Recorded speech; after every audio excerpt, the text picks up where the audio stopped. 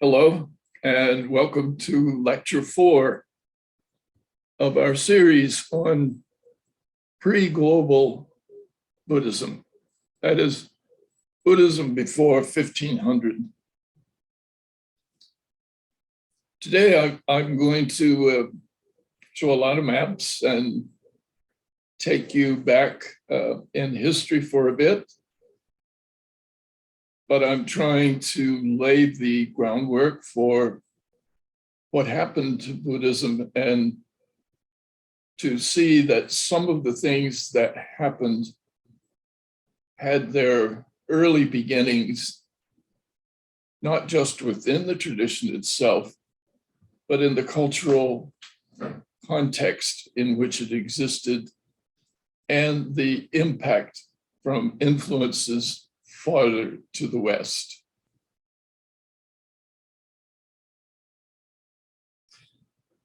I'm going to start the story before the birth of the Buddha. That is, to the west of India, all the way to Egypt.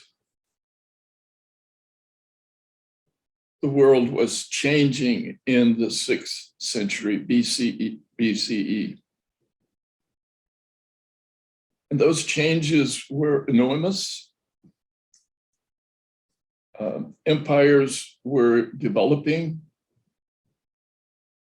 The empires were funding and stimulating new cultural advances. Within them, religions flourished and declined. Media and the Neo-Babylonian empires were developing just prior to the century in which the Buddha was born. They knew nothing really, or seemed to have known very little about India. And of course, we have no records in India for their early knowledge of what was going on over there in the West. However, if you look at this map, it really outlines the pattern of boundaries which would influence the empires right up to and beyond the birth of the Buddha.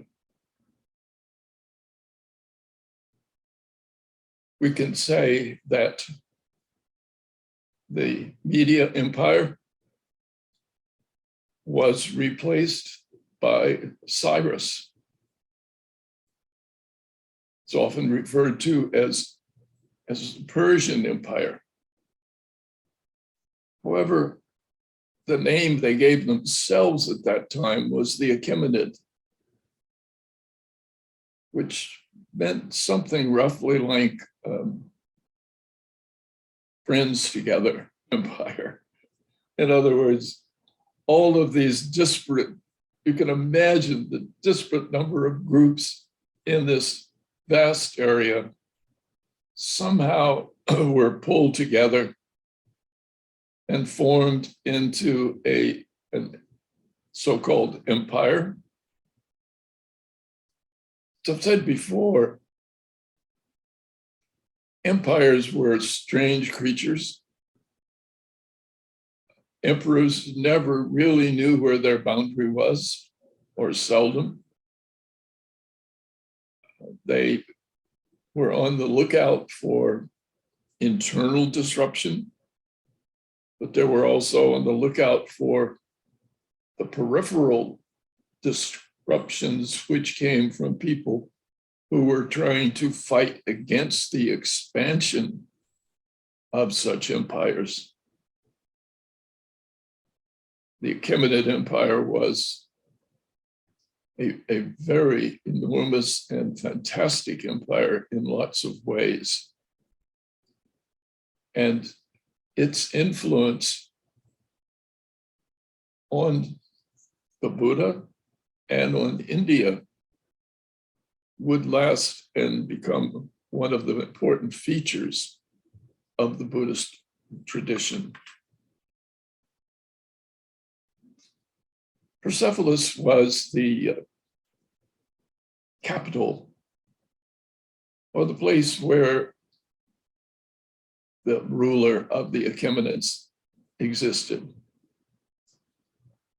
It was my great, great pleasure way back in 1970 to be able to take a trip from Tehran down to Persepolis.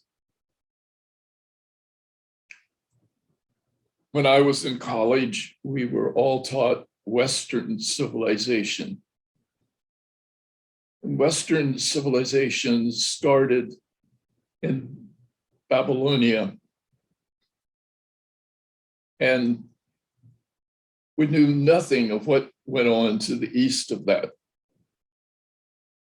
So I had studied about Persepolis. I had studied about its fantastic staircase, where all the people who came to pay tribute to the king of the Achaemenids would ascend this staircase carrying their gifts. So I finally got to see it. I'm so glad I did. I don't think I could ever manage to do it again. It was one of the hottest places I have ever been to. I went in midsummer, which is not recommended, but it has stayed with me. And that's why I think that today I can't help but take you to look at this great empire, which was infringing on the Indian subcontinent. And it was from this empire that the Buddhists received, and India received, the technology of writing. You'll note the pillars. These were exactly what we find during the time of Ashoka. Great pillars were erected by Ashoka. The lion that he put on top of his pillar is reflected centuries before in Persepolis. So I always feel when I look at Persepolis and I look at the Achaemenids, I am looking at the forces that were pushing themselves up against the Indians. Now, we've been studying the spread of Buddhism. We know that it started in the Gangetic Basin, which is in the red, and then it spread up into what's now Afghanistan and Pakistan, on its way toward China via this area in the Northwest. That region, which is encircled by the black, turns out to have been very important in the spread of Buddhism. So when Buddhism left India proper, of course, part of it went by sea later. Some of it went to Sri Lanka at the same time. But that group of people who carried it through the Northwest were very instrumental in making it the powerful tradition that it was in East Asia, going by the so-called Silk Road. The reason why I put an emphasis here is the question, how did this area that's encircled in black become a place where Buddhism could find a home? Because among the Achaemenids and among the religious tradition which was immediately to the west of this area were Zoroastrians, a tradition very old. And the Zoroastrians held many belief patterns which had nothing to do with the Buddhism. So we can always tell when you move in that area from the Buddhist areas to the Zoroastrian by the presence or the lack of stupas, relics, because the Zoroastrians believe very firmly that no dead body should be placed in fire or the earth because it would pollute. So why is it that this area escaped from the pressures of these incredibly powerful kingdoms to the west? How did it come about that those kingdoms didn't just overwhelm that area and therefore, in a sense, would have closed it off to the spread of Buddhism? So for this, we have to return to our other maps and look at what happened in terms of empire building. The great moment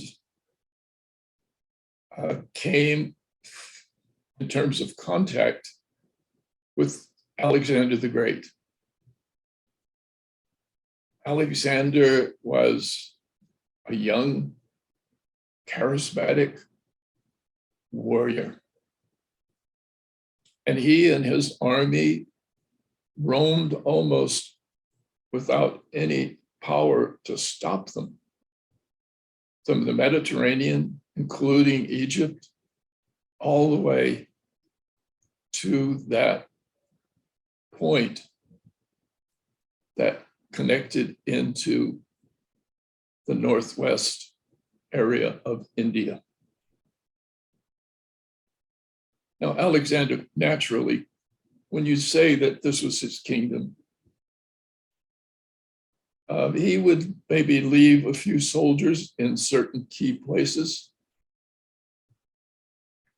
but he didn't have time, nor did he have perhaps even the skill to set up a true governance of all this region. And he was susceptible, as we know. When he decided finally that he had gone far enough and he wouldn't go into India, that he would turn back, he never made it back. He died on the way back. And this so-called empire of his then was in crisis. What and who would rule, or who would take care of it after his death? Well, it's not a big surprise that the next in command of his army took over and set up the Seleucid Empire. That was the name, Seleucus.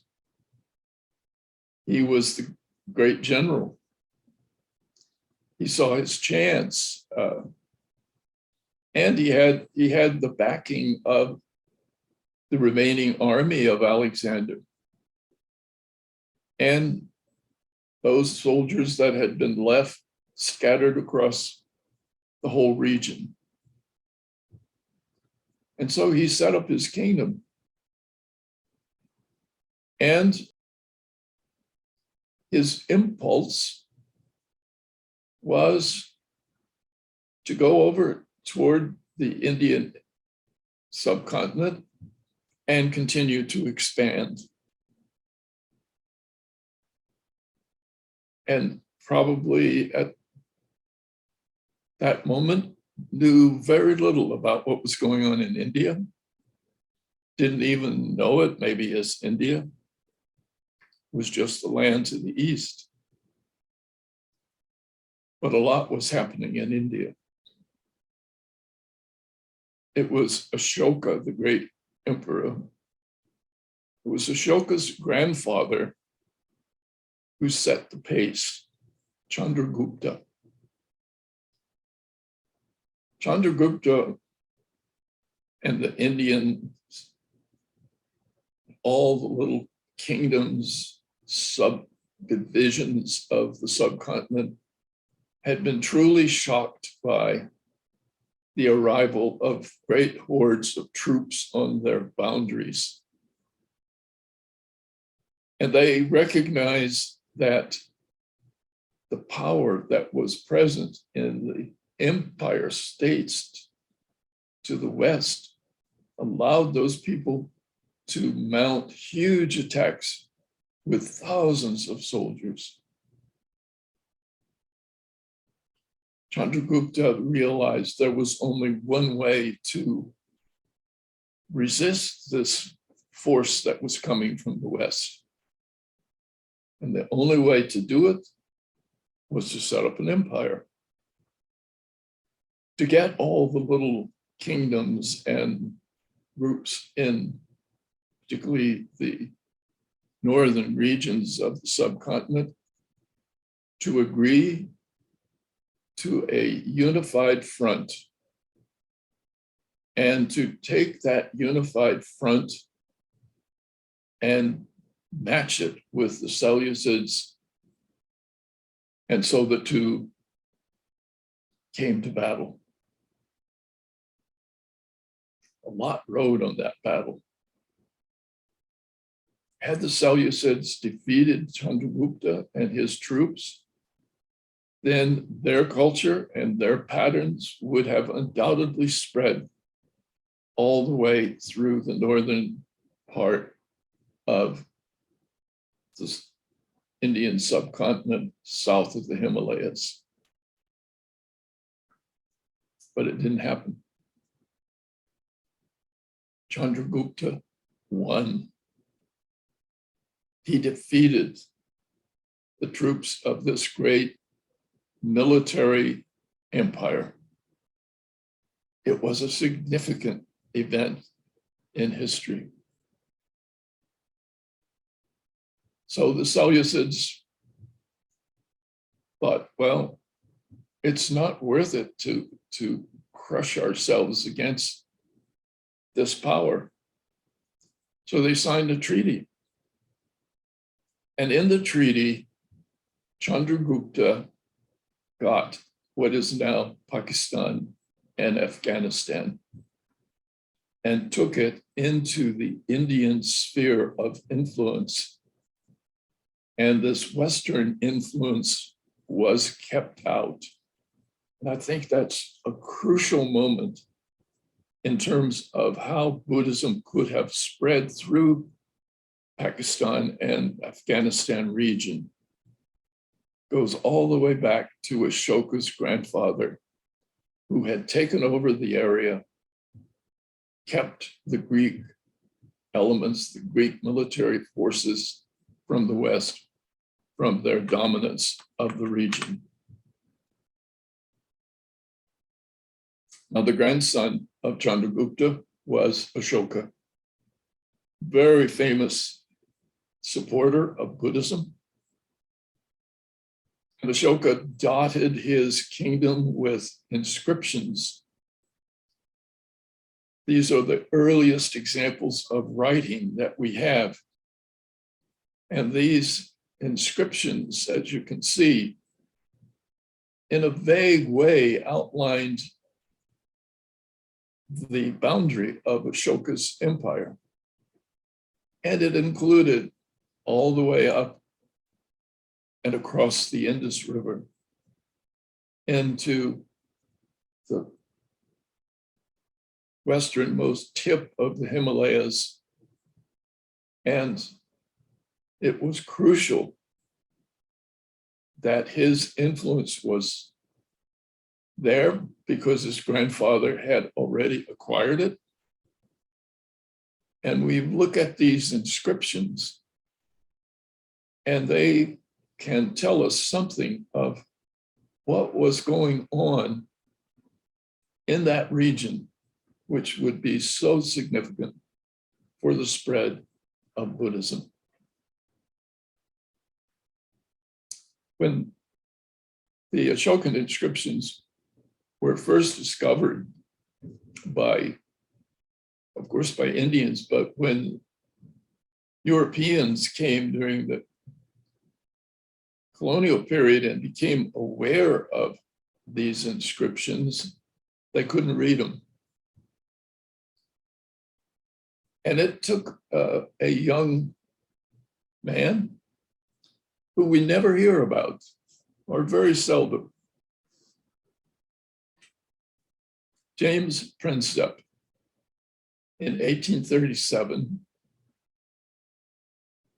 deciphered those inscriptions and reported it to Europe. Well, he's much revered. In Calcutta, you can see the bridge at Calcutta. They built a fantastically beautiful monument to James Prinsep in memory of what he did and how he allowed people to really begin to comprehend their heritage. I put a very young picture of him. We have older pictures of him, but I kind of like putting the younger picture. A young man who had somehow, number one, was a brilliant linguist, smart, adventurous, and decided to pick on this as his life's work. So he helped us. We still are dependent on the work which Prinsep did when we read all the inscriptions that Ashoka has left to us. And I feel that in our Buddhist texts, people need to remember him. So that's part of why I've spoken of him today. Now, the field of archaeology was just getting underway in Europe. One of the great stories of Europe was the story of Troy. And people wanted to know where Troy was that was in the Greek epics. Where was this city? Well, a German businessman of all people, Heinrich Schliemann, said, well, Troy is should be where they said it was. And so Schliemann read all the Greek literature about Troy, and with his own money, he went to that place that he thought it should be, which was just a mound. And he dug, and sure enough, found a city, or the ruins of a city. And so that became really the beginning of a lot of interest in archaeology and how history can be determined and defined by archaeology. Well, as you can imagine, there's always a battle. The question of, is this really Troy? How do we know it was Troy? But I like to leave Mr. Schliemann with his victory. He was quite something, that he was an amateur, that he was not a scholar. He had to run a business, but while he was doing that, he had made this great advance and had come up with the theory that archaeological remains should still be there where the so-called legends of the past have said they were. Well, in the 19th century, Sir John Marshall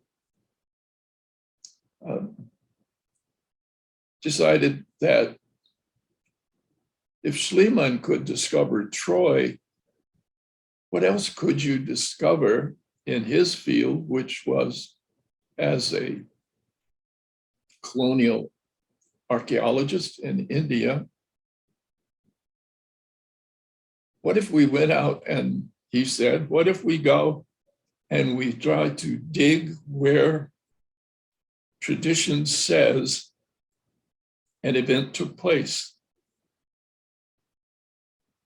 And so one of his digs was based exactly on this. And it had to do with the Buddha.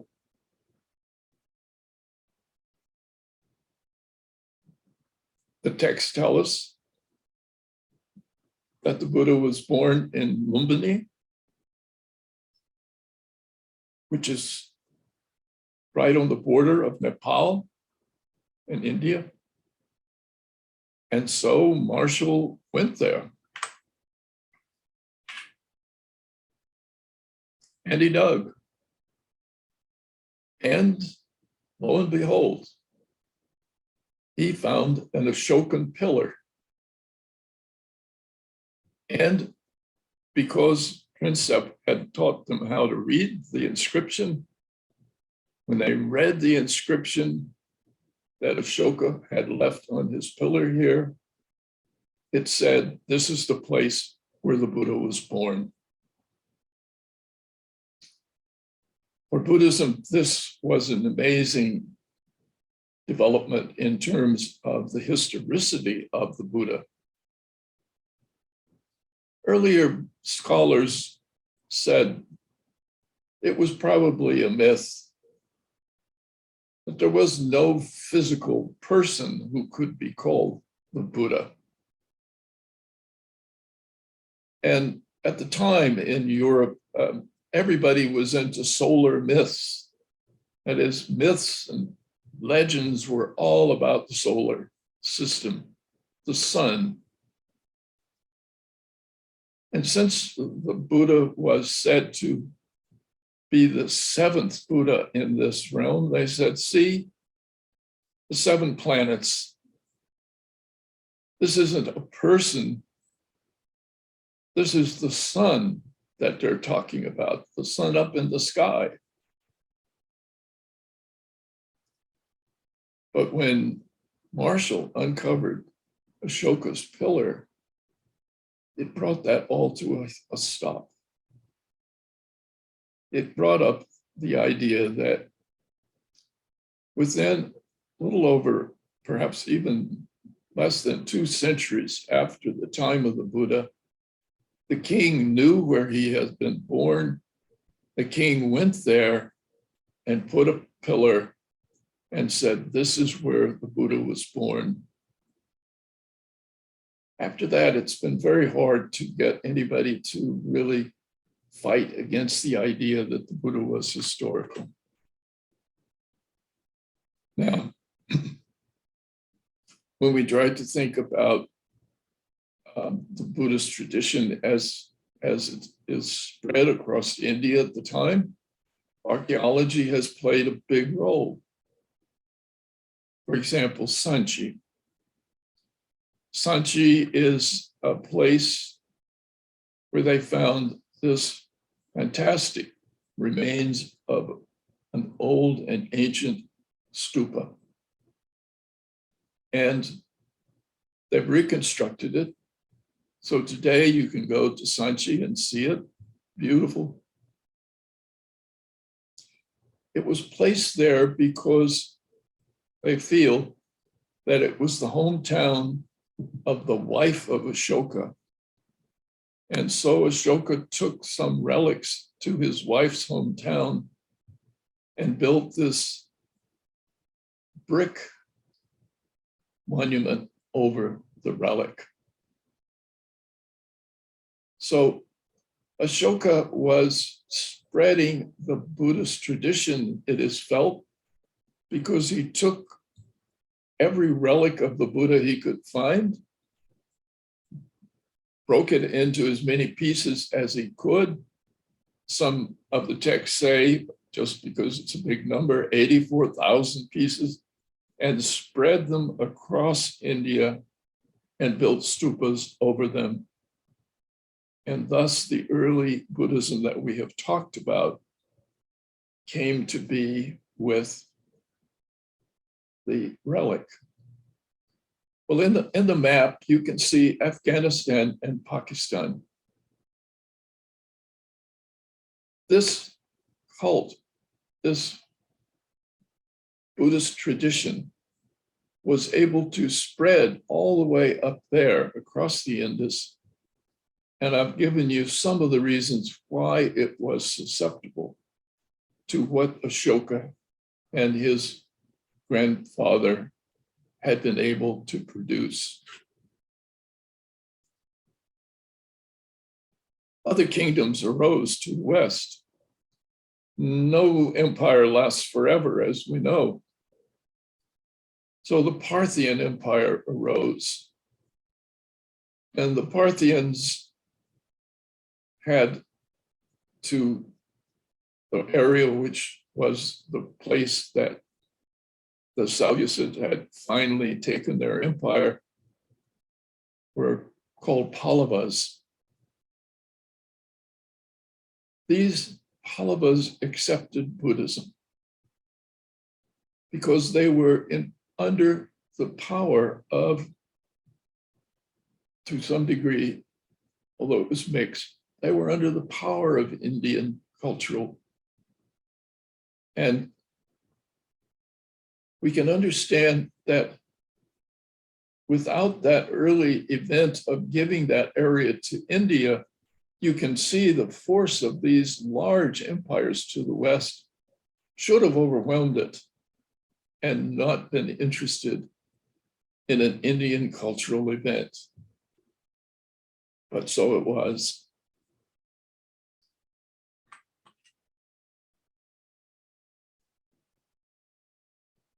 Now, in that region of our circle of where Buddhism spread were Greeks. Alexander left some of his soldiers, and of course the Seleucid Empire had covered this area. The Parthians, when they were trying to expand their kingdom,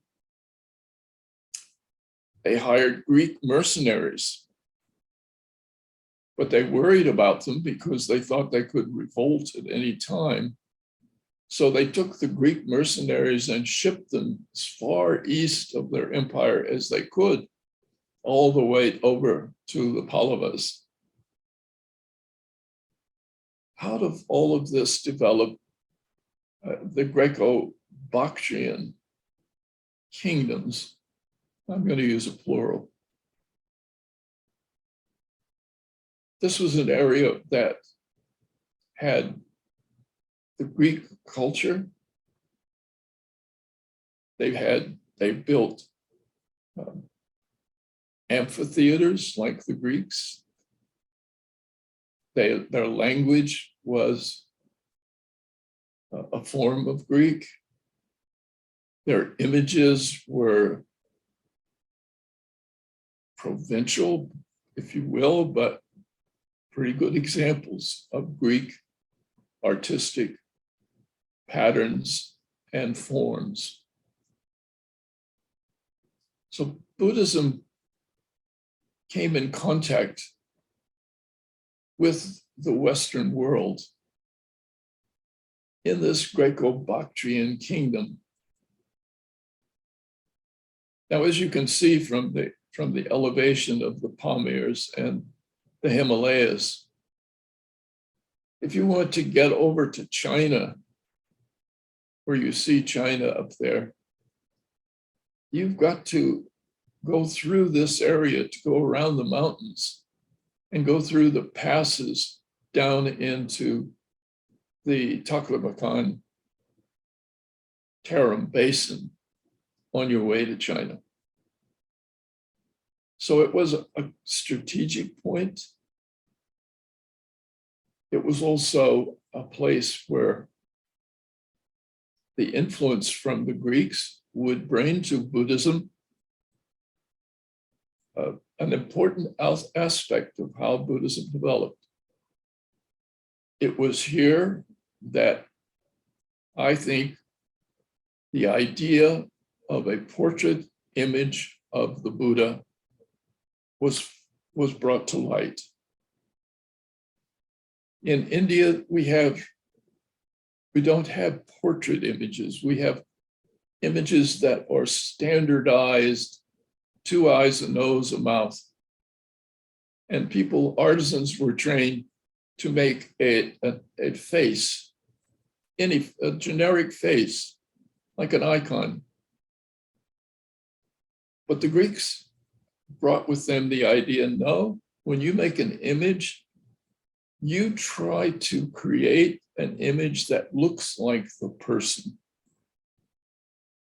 And so the Greeks had coins which had pictures of the king on it, just as our money, or the British money, still has Queen Elizabeth's picture on every coin and every piece of paper. And she grows older through the years and new pictures of her appear. Greeks did the same. It was fantastic that we have these Greek coins because we have real proof of emperors who reigned in an area, and we have some proof of passing of time because we can look at the picture and see how old were they.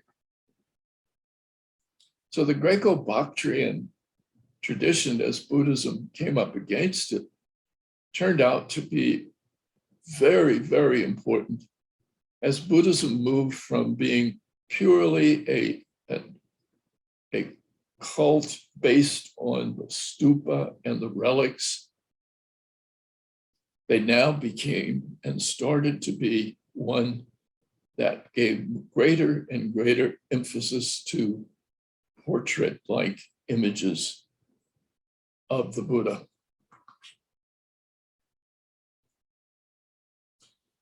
This region is called Gandhara.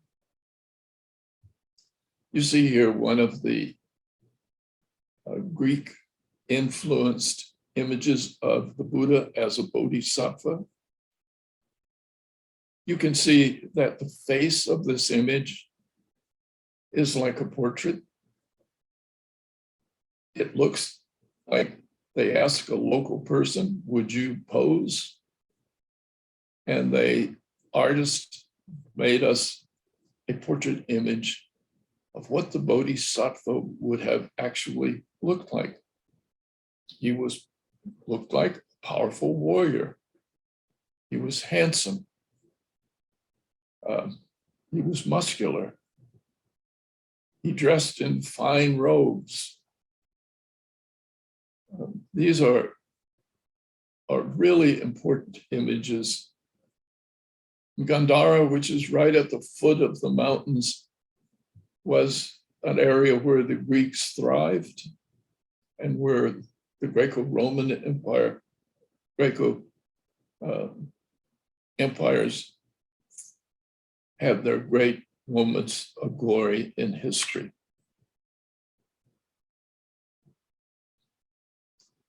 A new force came into the area in the early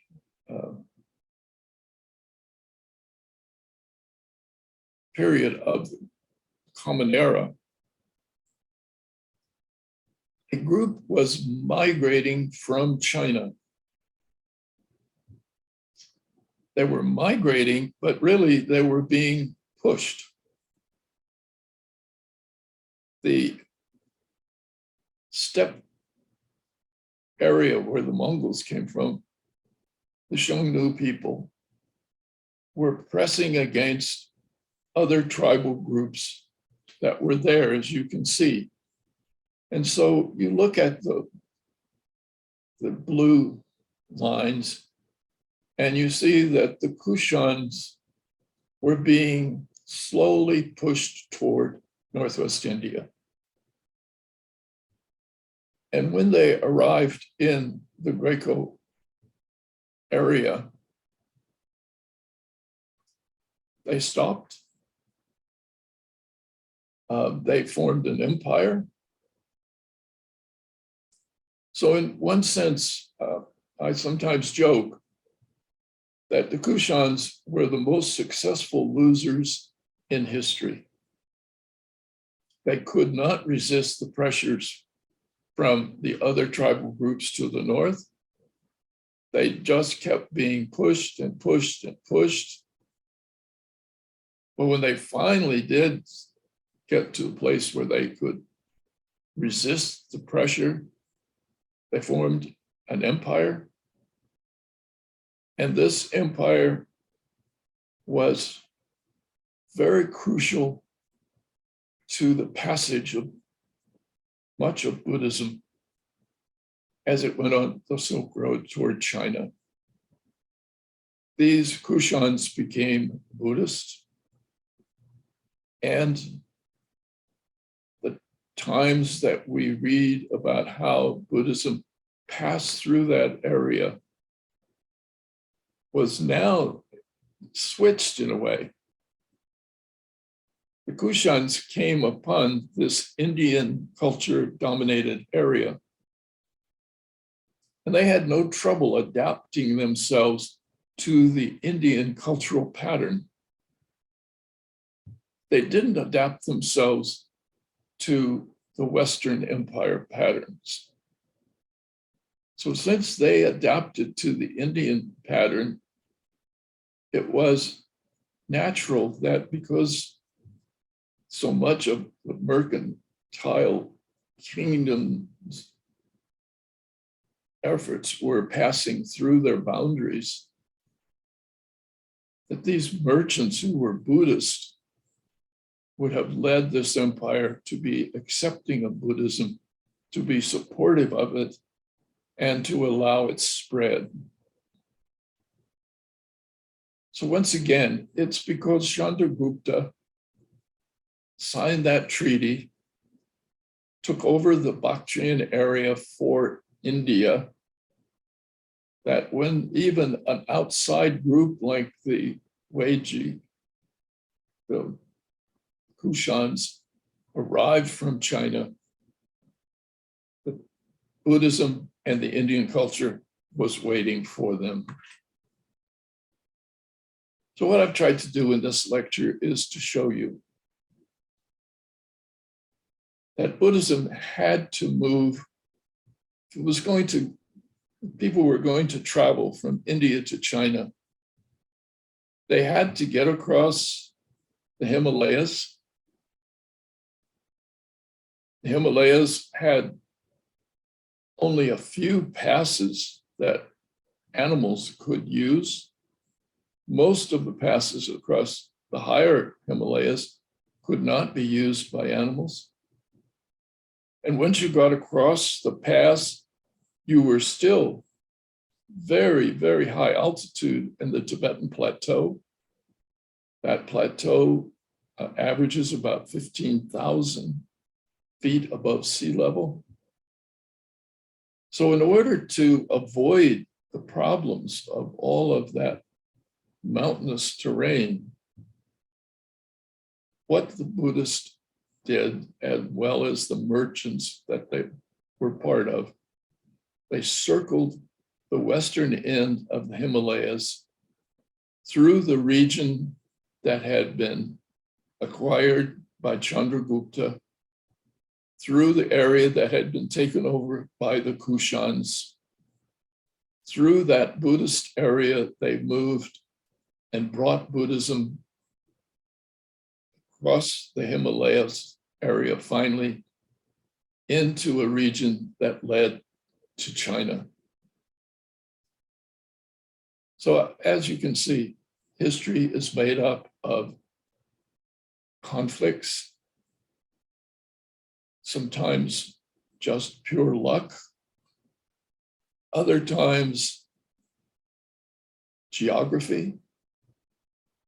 All of these features were there when we tried to see how in the world an Indian cultural tradition could have made its way out of the subcontinent, far inland, and across into East Asia.